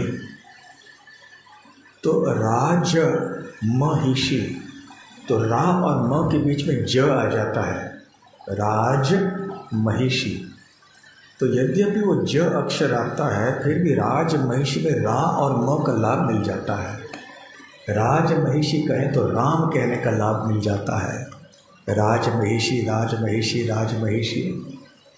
हम ये नहीं कह रहे हैं कि अब राम राज महिषी का जप करना, हरे कृष्ण हरे राम का ही जप करना है, परंतु कैमुत्य न्याय जैसे हम कह रहे थे कि देखिए भगवान के नाम की शक्ति कितनी है और भगवान के नाम की कृपा कितनी है कि भगवान के नाम में जो अक्षर हैं उनमें कोई दूसरा अक्षर भी बीच में आ गया, फिर भी बोलने वाले को भगवान के नाम के उच्चारण करने का लाभ मिल जाएगा।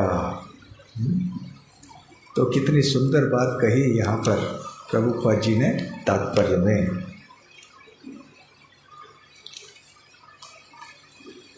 नामाभास होते होए सर्व पाप क्षय, कि नामाभास मात्र से सारे पापों का क्षय हो जाता है। नामाभास होते होए संसारे रक्षय, केवल पापों का नहीं संपूर्ण संसार का क्षय हो जाता है। हमारे जन्म मृत्यु के बंधन से हम मुक्त हो जाते हैं।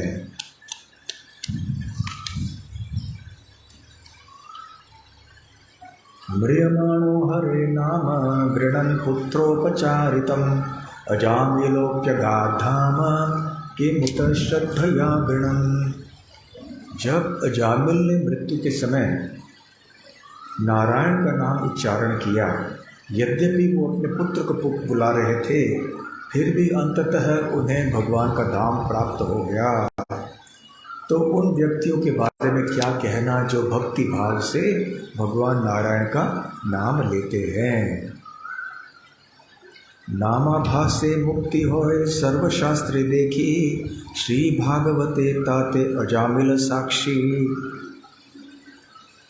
तो जो भगवान के नाम के सबसे छोटे किरण भी जो नामाभास है, जो व्यक्ति को भौतिक बंधन से मुक्त करा सकते हैं, तो फिर हम समझ सकते हैं कि हरिनाम का गौरव कितना है, कि शक्ति कितनी है। तो ये अजामिल का प्रमाण है श्रीमद् भागवतम में। सुनिया प्रभु सुखो बढ़ाए अंतरे, पुनरपि भंगी कोरी पूछाए तहारे। जब चैतन्य महाप्रभु ने हरिदास ठाकुर से ये सुना, प्रभु सुख बढ़ाए अंतरे, उनके हृदय के अंदर सुख बहुत बढ़ गया। पुनरपि भंगी कोरी पूछाए तहारे, फिर भी और प्रश्न पूछे। तो कैसे, पहला प्रश्न क्या था महाप्रभु का कि यवनों का उद्धार कैसे होगा। अब इसका उद्धार कर ही दिया हरिदास ठाकुर ने, उत्तर दे दिया। अब दूसरा प्रश्न करने वाले हैं चैतन्य महाप्रभु। जैसे भक्त लोग कभी भगवान के पास जाते हैं प्रश्नों को लेकर, अब भगवान प्रश्नों को लेकर भक्त के पास आए हैं। पहले प्रश्न का उत्तर मिल गया, अभी दूसरा प्रश्न पूछने जा रहे हैं। पृथ्वी ते बहु जीव स्थावर जंगमा, यहाँ सबार की प्रकारे होइबे मोचन।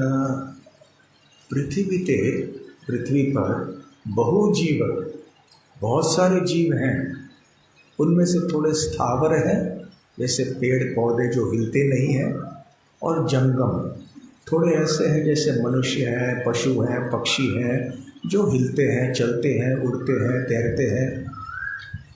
यह सबार की प्रकार होइबे मोचना। तो इन सारे जो प्राणी हैं, स्थावर हो या जंगम, इन सब का उद्धार कैसे होगा।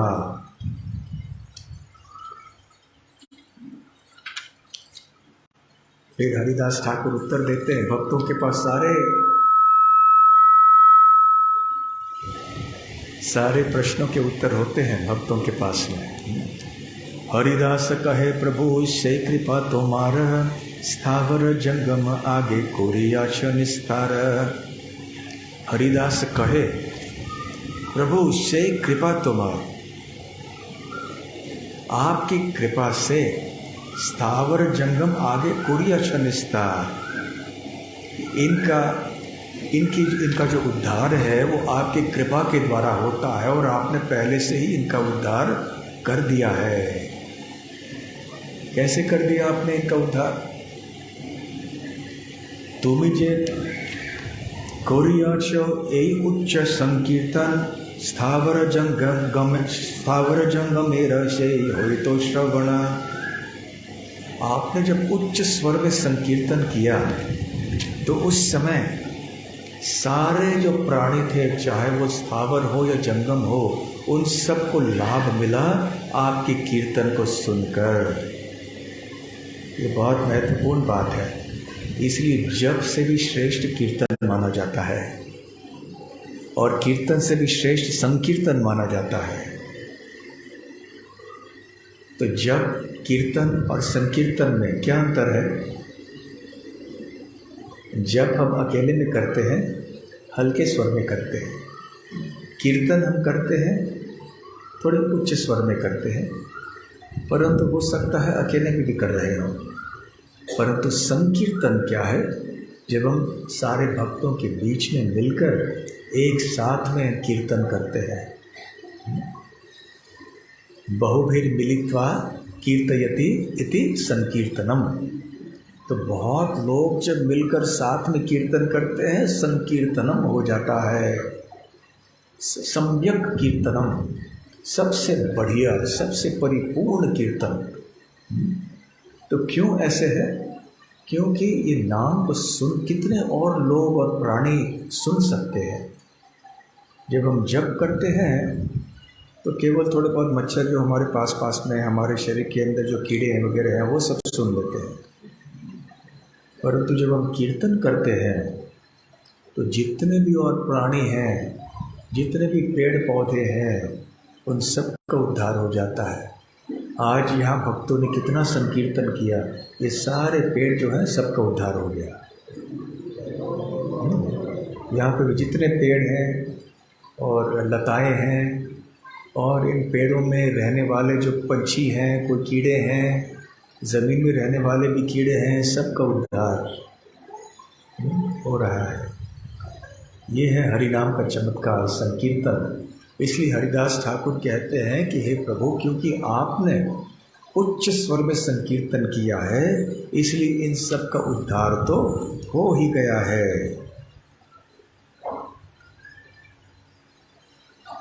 ठीक है, अभी आगे और बढ़ाएंगे हरिदास ठाकुर के उत्तर, और अगली बार जब प्रवचन होगा दोपहर में तो इस कथा को आगे जारी रखेंगे, क्योंकि महाप्रभु और भी प्रश्न पूछने वाले हैं, उसके बारे में भी हम उत्तर देंगे। और अभी हम देखेंगे एक नाट्य लीला हमारे गोकुलानंद गुरुकुलम के बच्चों के द्वारा। सही है? ठीक है। हरे कृष्ण। श्री हरिदास ठाकुर की जय, श्री गौरांग महाप्रभु की जय, श्री हरिनाम संकीर्तन की जय, गौर प्रेमानंदे हरि हरि बोल, श्रील प्रभुपाद की जय।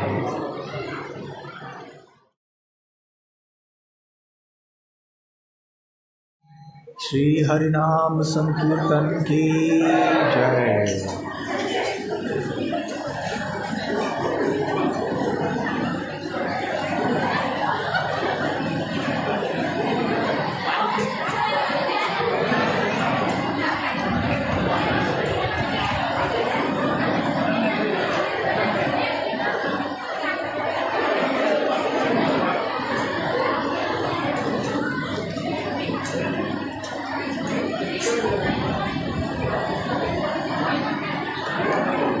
हरे कृष्णा हरे कृष्णा।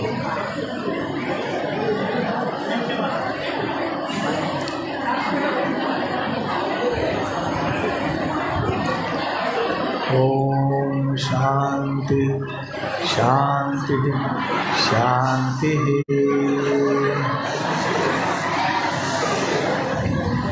हरि ओम।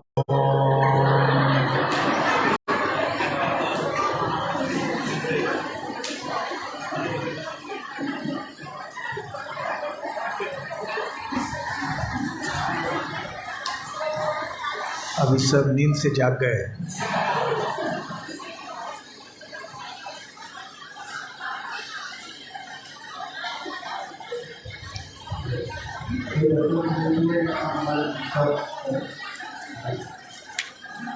हाँ, बाहर जाने की अनुमति नहीं है अभी। हाँ,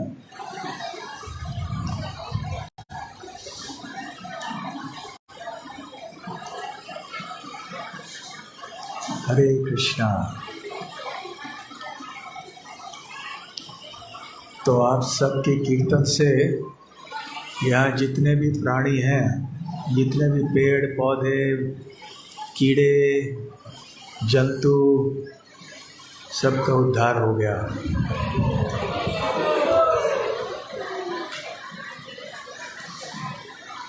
ये हरिनाम संकीर्तन कोई साधारण वस्तु नहीं है, कोई साधारण पद्धति नहीं है। इसका किस प्रकार का प्रभाव होता है, क्या कमाल होता है, ये हमारे चिंतन के परे है। हम इसकी कल्पना भी नहीं कर सकते हैं।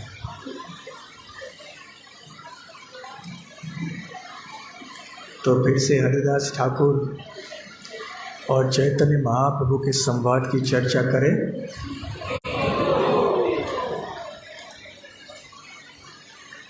तो चैतन्य महाप्रभु चिंता में थे। क्यों चिंता में थे? क्या चिंता थी उनकी? यवनों का उद्धार कैसे होगा?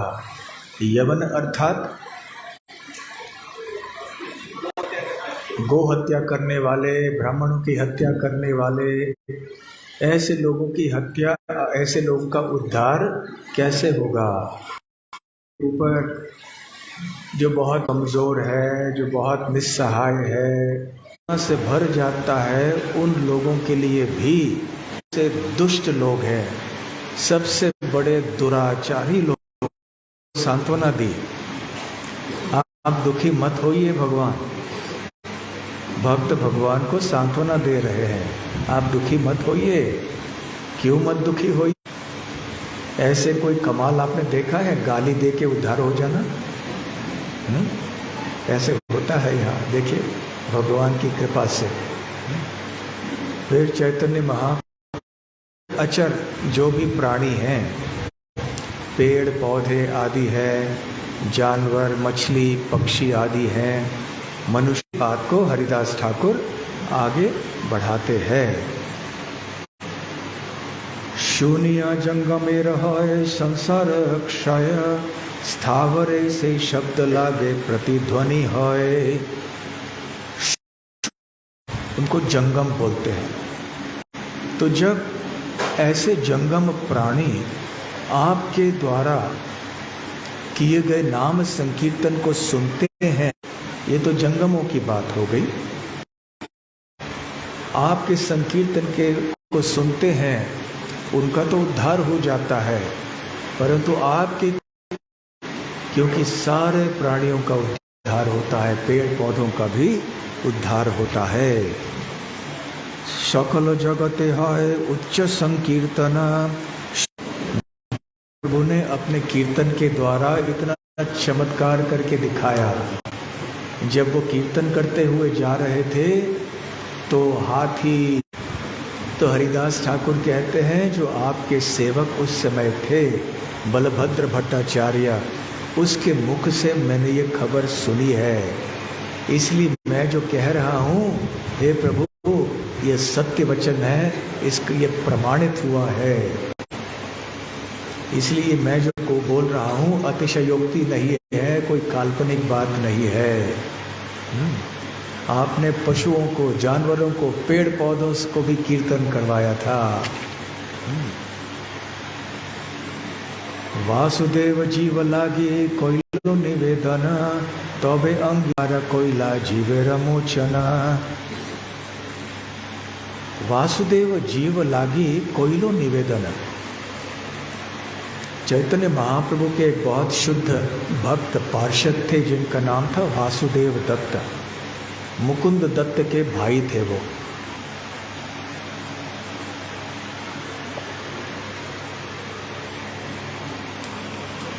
बहुत अच्छा कीर्तन करते थे। वो गृहस्थ भक्त थे, परंतु अपने आर्थिक परिस्थिति को ठीक से संभाल नहीं सकते थे, खर्च बहुत कर लेते थे, गलत चीज़ों में नहीं, परंतु उनके परिवार के लिए कुछ रह नहीं जाता था। फिर चैतन्य महाप्रभु ने शिवानंद सेन से कहा, आप जरा संभालो इनको जरा इनको देखो कैसे पैसे खर्च करते हैं, ताकि इनके परिवार के लिए पैसे रह जाए, आप जरा संभालो। तो वासुदेव दत्त के गुण ऐसे थे कि उनका हृदय करुणा से भरा हुआ था। एक बार वासुदेव दत्त हरिदास ठाकुर चैतन्य महाप्रभु के पास में आए और कहा कि आपके चरण कमलों में एक निवेदन है, एक विनती है। वो क्या है कि जितने भी जीव ये ब्रह्मांड के भीतर हैं, खास करके जो नरक में भी पड़े हुए हैं, मेरी इच्छा है कि उनका पूरी तरह से उद्धार हो जाए। और यदि ये प्रश्न पूछा जाए तो इनका जो पापों का बोझ है वो कहाँ जाएगा, ऐसे कैसे उद्धार किया जा सकता है? तो इसका उत्तर ये है कि मैं अकेले इन सब के पाप का बोझ सहन करने के लिए तैयार हूँ। तो इन सब का बोझ मेरे ऊपर रख दीजिए और इन सब का उद्धार कीजिए। तो चैतन्य महाप्रभु ने जब ये बात सुनी तो वो भाव विभोर हो गए और कहने लगे कि वासुदेव देखो, तुम्हारे इस भाव से ही तो मैं तुम्हारा एक किंकर बन गया हूँ। किंकर ही नहीं, मैं तो तुम्हारी संपत्ति बन गया हूँ और मेरे साथ तुम जो भी करना चाहो तुम कर सकते हो। यही तुम्हारा भाव है जिसने मेरे हृदय को जीत लिया है। और जहाँ तक ब्रह्मांड के सारे जीवों के उद्धार की बात है, तुम कृष्ण भक्त हो, शुद्ध भक्त हो वासुदेव, और भगवान कृष्ण जो भक्त वत्सल हैं अपने भक्तों की इच्छाओं को पूर्ण करते हैं। तो तुमने इच्छा कर ली कि जीवों का उद्धार हो जाए, तो श्री कृष्ण निश्चित रूप से सारे जीवों का उद्धार कर देंगे और उन्होंने कर दिया है, इसमें कोई संशय नहीं होना चाहिए। और दूसरी बात यह है कि भगवान श्री कृष्ण जब इनका उद्धार करेंगे तो इनके पाप का बोझ तुम्हारे ऊपर क्यों डालेंगे? नहीं डालेंगे। भगवान श्री कृष्ण पूरी तरह से सक्षम है हजम करने के लिए संपूर्ण अनंत कोटि ब्रह्मांडों के पापों का बोझ। हम लोग हजम नहीं कर सकते, इसलिए दक्षिणा अपने लिए नहीं लेनी चाहिए, देना है कृष्ण के लिए। इसलिए कई बार देखा जाता है अनेक स्थानों में जो लोग अपने लिए दक्षिणा लेते हैं फिर तरह तरह के गलत चीज़ों में उनका व्यवहार भी ठीक नहीं रहता है, क्योंकि उतनी तपस्या उनकी नहीं होती है कि इस दक्षिणा को वो पचन कर लें। दक्षिणा को कैसे पचन करना है? जब हम दक्षिणा किसी से लेते हैं तो उसका कर्म भी साथ में लेते हैं, दान देने वाले का। तो दान और दक्षिणा में अंतर है। दक्षिणा हम अपने लिए लेते हैं, दान भगवान के लिए। तो इसलिए हम जब पैसे लेते हैं दूसरों से, भगवान के लिए दे देना चाहिए। भगवान की पचन शक्ति बढ़िया है। अहम वैश्वानरो भूत्वा, भगवद गीता में उन्होंने कहा है कि हमारे जठर अग्नि ही भगवान हैं कृष्ण। तो भगवान तो हर एक व्यक्ति के पाप का बोझ भी उठा सकते हैं। और सर्वधर्मान परित्यज्य श्लोक में तो यही वो कहते हैं। तो इसलिए महाप्रभु ने कहा कि देखो, तुम्हारे इस इच्छा को अवश्य भगवान ने स्वीकार किया है। तो हरिदास ठाकुर बतला रहे थे, क्योंकि चैतन्य महाप्रभु को चिंता थी कि सारे जो प्राणी हैं स्थावर जंगम, उनका उद्धार कैसे होगा। तो हरिदास ठाकुर कह लें उनका तो उद्धार हो भी चुका है, आपने भी उद्धार कर लिया है हरिनाम संकीर्तन करके झारखंड आदि में जाके, और वासुदेव दत्त के द्वारा संपूर्ण ब्रह्मांड का उद्धार हो चुका है। जगत निस्तारित ए तुम्हार अवतार, भक्त भाव आगे ताते कोयला अंगीकार। जगत निस्तारित ए तुम्हारा अवतार, आपका ये अवतार जो है जगत का निस्तार करने के लिए, जगत का उद्धार करने के लिए ही है। भक्त भाव आगे ताते कोयलो अंगीकार, और इसलिए आपने एक भक्त के भाव को स्वीकार किया है। उच्च संकीर्तन ताते कोरिला प्रचार, स्थिर चर जीवेर सब खंडाइल संसार। और आपने प्रचार किया है, कोरिला प्रचार। किस चीज़ का प्रचार किया है आपने? उच्च संकीर्तन, उच्च स्वर में संकीर्तन करना, इस बात का प्रचार करने के लिए आप यहाँ पर आए हैं। स्थिर चर जीवर सब खंडाइल संसार, इसलिए जितने भी चर अचर प्राणी हैं उन सब का जो संसार है सब खत्म हो गया, क्षय हो गया है। प्रभु कहे सब जीव मुक्ति जबे पावे, यही तो ब्रह्मांड तबे जीव शून्य हवे। अब महाप्रभु के दूसरे प्रश्न का उत्तर भी आ गया। अब महाप्रभु के प्रश्न में के मन में तीसरा प्रश्न उत्पन्न हो गया। ठीक है हरिदास ठाकुर, मैं मान लेता हूँ कि सारे जीवों का कल्याण और उद्धार हो चुका, लेकिन तुम यदि बोल रहे हो वैसे ही यदि होगा तो क्या होगा? सब जीव मुक्ति यदि पावे, यदि सारे जीवों को मुक्ति मिल गई, यही तो ब्रह्मांड तब जीव शून्य हवे, तो उस समय ये ब्रह्मांड तो जीवों से शून्य हो जाएगा, खाली पड़ जाएगा। फिर ब्रह्मांड में रहेगा कौन? ये प्रश्न आपने पहले भी सुना होगा।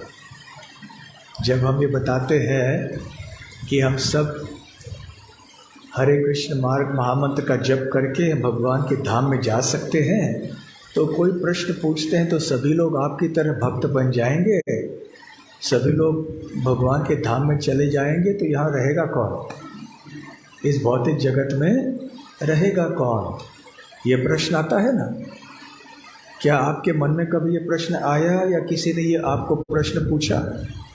हाथ ऊपर कीजिए। आया होगा ना मन में। सब लोग चले जाएंगे तो यहाँ रहेगा कौन? रहने की आवश्यकता भी नहीं है वास्तव में। नहीं भी रहेंगे तो क्या नुकसान है? वहाँ कितना अच्छा जीवन है गोलोक वृंदावन में। तो महाप्रभु का ये प्रश्न है, तीसरा प्रश्न उनका है। तो हरिदास ठाकुर उत्तर देते हैं। हरिदास बोले तुम्हार जावत मर्त्य स्थिति, तावत स्थावर जंगम सर्व जीव जाति, सब मुक्त कोरी तुम्हें वैकुंठे पाठाइबा, सूक्ष्म जीवे पुनः कर्मे उद्बुद्ध करिबा। तुम्हार जावत मर्त्य स्थिति, मर्त्य अर्थात मर्त्य लोक, इस पृथ्वी को या इस ब्रह्मांड को मर्त्य लोक कहते हैं क्योंकि यहाँ सभी के लिए मृत्यु निश्चित है। इस बारे में विश्वास करते हैं ना? भरोसा है ना इस बात पर? तो मृत्यु निश्चित है, इसलिए इसको मर्त्य लोक कहते हैं। तो हरिदास ठाकुर कहते हैं तोमार यावत मर्त्य स्थिति, जब तक आप इस मर्त्य लोक में प्रत्यक्ष रूप से हैं, आपकी प्रकट लीला यहाँ पे चल रही है, तावत तब तक स्थावर जंगम सर्व जीव जाति, ये स्थावर हो जंगम हो जितने भी जीव हैं यहाँ पर, सब मुक्त कोरी तुम वैकुंठे पठाइबा, इन सबको आप मुक्त करके वैकुंठ भेज देते हैं। और फिर क्या होता है? तो फिर वैकुंठ, यहाँ भौतिक जगत खाली नहीं हो जाता?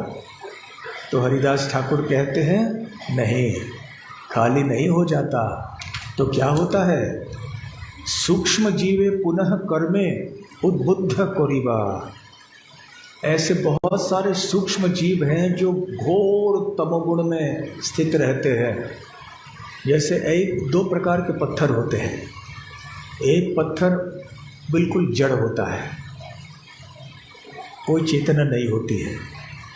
थोड़े प्रकार के पत्थर ऐसे होते हैं जिनमें आत्मा होती है, वो जीवित है, चेतन है, परंतु तमोगुण का आवरण इतना घना है कि वो साधारण अन्य जो प्रकार के पत्थर हैं उनकी तरह ही होता है।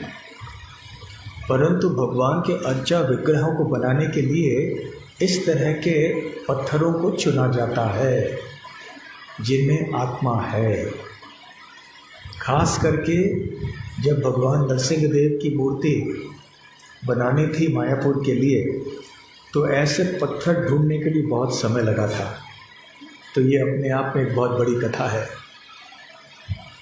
और इतना ही नहीं, एक कीड़ा छोड़ा जाता है, वो कीड़ा भी अमुक प्रकार से पत्थर में खा खा के अंदर से एक रेखा बनाता है, तब ये पता चलता है कि इस प्रकार का पत्थर हमें चाहिए। तो ऐसे भी पत्थर होते हैं जो जीवित होते हैं, चेतन होते हैं। साथ साथ और भी ऐसे कई स्थान हैं जहाँ पे बिल्कुल तमो में जीव पड़े रहते हैं। तो हरिदास ठाकुर कहते हैं, जब आपने सारे प्राणियों को भेज दिया, ऐसे सूक्ष्म जीव तो घोर तमस में रहते हैं, उनको आप उद्बुद्ध कर देते हैं, उद्बुद्ध कर देते हैं। फिर से वो अभी पेड़ पौधों में आ जाते हैं, प्राणियों में, पक्षियों में आ जाते हैं, और फिर से सारा ब्रह्मांड भर जाता है। तो आगे कहते हैं हरिदास ठाकुर, সেই जीव हवे इहा स्थावर जंगम, ताहाते भरिबे ब्रह्मांड जैन पूर्व समा। तो इस प्रकार से ताहाते भरिबे ब्रह्मांड, फिर ब्रह्मांड पूरा भर जाएगा, जैनो पूर्व समा, जैसे पहले ब्रह्मांड भरा हुआ था वैसे ही फिर से ये ब्रह्मांड भर जाएगा। कई बार जब खास करके जब विश्वविद्यालय में जाते हैं तो ये छात्र लोग ऐसे प्रश्न पूछते हैं कि जीवों की संख्या कितनी है, वो सीमित है कि नहीं है, ऐसे प्रश्न पूछते हैं ना कॉलेज के लड़के लड़कियाँ। जीवों की संख्या सीमित है या असीमित है? तो जीवों की संख्या असीमित है, हम गणना नहीं कर सकते हैं। ये एक ब्रह्मांड की बात हो रही है, ऐसे अनंत कोटि ब्रह्मांड है, और हर एक ब्रह्मांड में जो जीव अभी 84 लाख योनियों में हैं, उनका उद्धार तो हो गया है, परंतु और फिर जो तमस में होने वाले जीवों को उद्बुद्ध कर देते हैं, उद्बुद्ध कर देते हैं भगवान। तो हम क्या कल्पना कर सकते हैं कि कितने जीव हैं?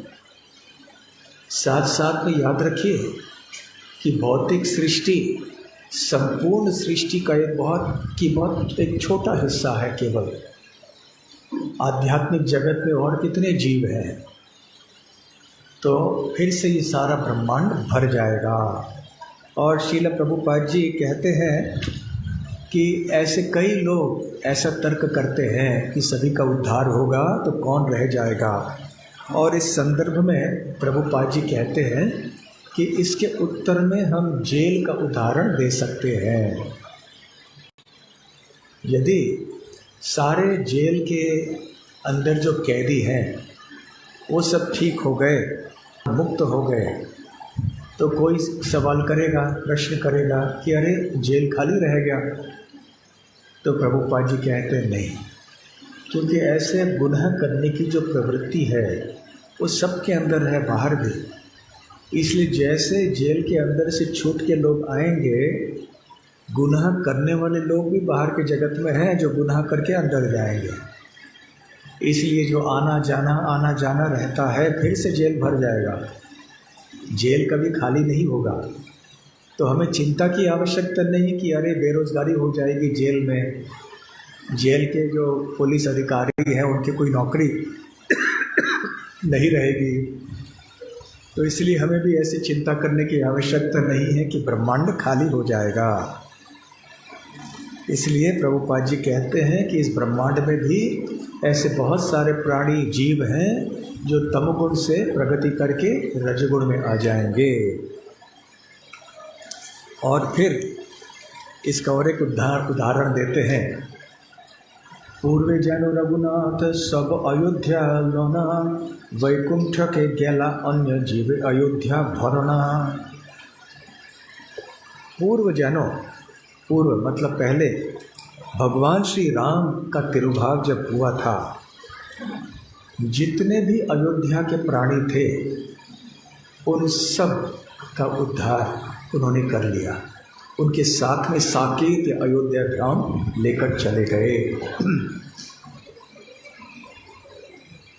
वैसे अयोध्या में 2 स्थान हैं।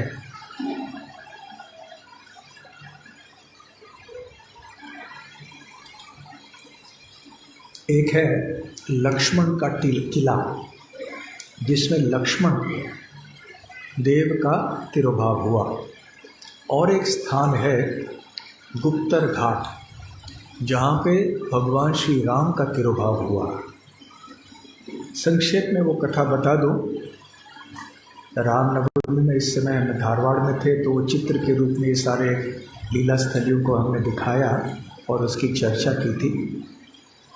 तो जब भगवान श्री रामचंद्र ने 11,000 वर्षों तक राज्य किया, राम राज्य, फिर ब्रह्मा जी सोच रहे थे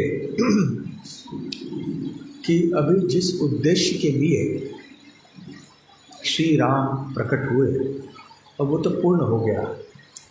इसलिए अब भगवान को याद दिलाना उचित होगा कि जिस समय के लिए आप आए थे वो समय हो चुका, और यदि आप चाहें तो आप लौट के स्वधाम जा सकते हैं, परंतु आप चाहें तो रह भी सकते हैं, क्योंकि भगवान से ज़बरदस्ती कौन कर सकता है? भगवान को बाध्य कौन कर सकता है? कोई काल क्रम का पालन करने के लिए भगवान जब चाहें तब आ सकते हैं, जब चाहें तब जा सकते हैं। फिर भी भगवान अपने बनाए हुए कालक्रम के अनुसार चलना ठीक समझते हैं। तो काल, मूर्तिमान काल ऋषि का वेश लेकर श्री का संवाद समाप्त नहीं होता है और किसी को अंदर। आप तो जानते हैं कि दुर्वासा मुनि गुस्सा बहुत जल्दी आता है, तो दुर्वासा मुनि क्रोधित हो गए, कहने लगा, हे लक्ष्मण,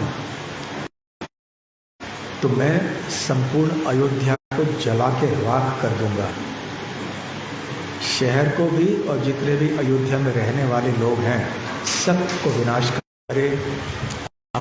बात करने लगे, जो भी उनको विषय था बात करने के लिए। लक्ष्मण समझ गए अभी ये संकेत है, नोटिस आ गया, लाया कि समय हो गया। तो राम ने घोषणा करना, ये प्रस्ताव आ रहा है, बेड़ा नहीं, मुझे नहीं चाहिए, मैं आपके पीछे पीछे आपके साथ में बंधक लोग निकल पड़े। उधर सारे अयोध्या वासियों को खबर पहुंची, व्हाट्सएप, फेसबुक खबर पहुंची कि ऐसे ऐसे है, तो सारे अयोध्या के निवासी निकल पड़े, श्री राम के पीछे पीछे सब लोग गए। और उनके बाद में अयोध्या में जितने भी प्राणी थे, पशु थे, पक्षी थे, वो भी उनके पीछे पीछे पीछे आ गए। और जो दृश्य वहाँ हुआ होगा इसकी हम कल्पना कर सकते हैं। सारे आध्यात्मिक जगत में तो हरिदास ठाकुर यही कह रहे हैं कि त्रेता युग में जब श्री राम का तिरुभाव हुआ तो उन्होंने अयोध्या वासियों को भेज दिया अयोध्या, परव्योम अयोध्या।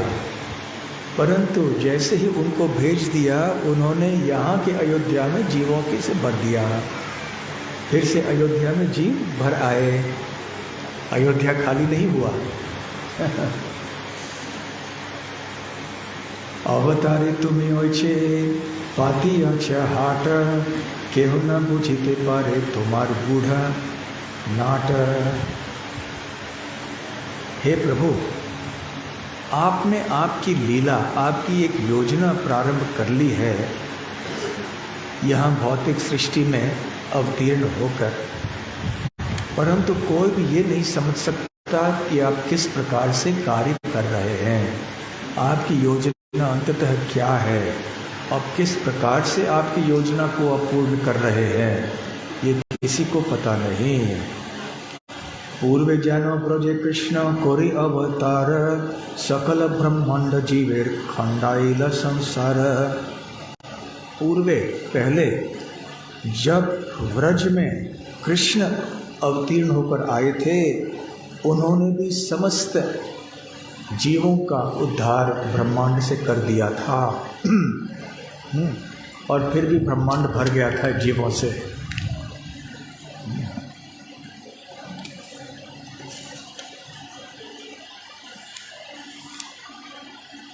और आप भी इस प्रकार से नवद्वीप में प्रकट हुए हो, जैसे भगवान कृष्ण ने किया था। आपने भी ब्रह्मांड के सारे जीवों का उद्धार कर दिया है। और जे कहे चैतन्य महिमा मोर गोचर होय, से जानू मोर पुनः यही तो निश्चय। ऐसे कोई व्यक्ति यदि कहे कि मैं चैतन्य महाप्रभु के कृपा को समझ सकता हूँ, कहने दीजिए उस मूर्ख को इस प्रकार से। लेकिन जहाँ तक मेरी बात है, मैं बताऊँ, तोमार जे लीला महा अमृत रस सिंधु, मोर मनो गोचर न है तारा एक बिंदु। कि हे प्रभु, आपकी जो लीलाएं हैं वो एक अमृत के सागर के समान हैं, और मेरे लिए ये बिल्कुल संभव नहीं है ये समझना कि ये समुद्र कितना बड़ा है। समुद्र की बात तो दूर दूर की रही, इस समुद्र के एक बूंद को भी मेरे लिए समझना संभव नहीं है। एतो सुनि प्रभु मने चमत्कार होइल, मोर गूढ़ लीला हरि दास केमन जानिलो। तो चैतन्य महाप्रभु के मन में चमत्कार हो गया, ये तो मेरी बहुत गूढ़ रहस्यमय लीलाएं हैं, हरिदास ठाकुर को कैसे समझ में आई इसे। तो फिर महाप्रभु ने आलिंगन किया हरिदास ठाकुर को। ईश्वर स्वभाव ऐश्वर्य चाहे आच्छादिते, भक्त ठानी लुकाईते, नारे होय तो विदिते।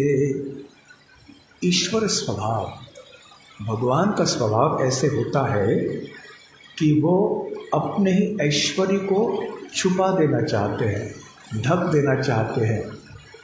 परंतु भक्त ठानी लुकाईते नारे, परंतु भक्तों के सामने अपने ऐश्वर्य को, अपने अस्तित्व की वास्तविकता को वो छुपा नहीं सकते हैं। भक्त बहुत बुद्धिमान होते हैं, इसलिए तुरंत भगवान को पहचान लेते हैं, उनकी महिमा को भी जान लेते हैं।